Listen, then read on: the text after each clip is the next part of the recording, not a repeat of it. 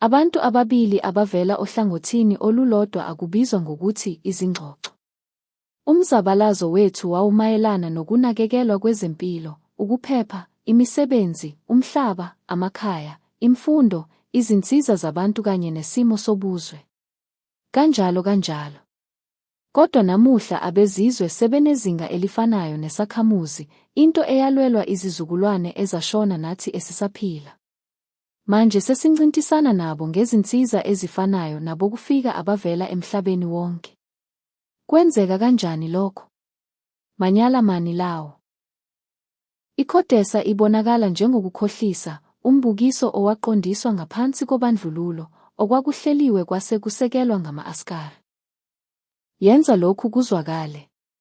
Umthethosisekelo wethu wabhalwa ngaphansi kwethonya lobandlululo kanye nama-askari.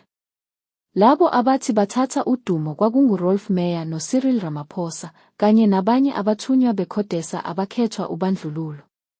Sakhwabaniswa, savalwa amehlo yithimba likaMandela ngesikhathi kuqunywa lo mthethosisekelo. Lo mthethosisekelo usususile konke esasikulwela ngesikhathi somzabalazo. Abantu bafuna uhlelo olusha oluzomela izifiso zeningi. Namuhla sekukhona ukususwa kwabantu emnothweni abokufika, lapho umthethosisekelo uvumela lokhu.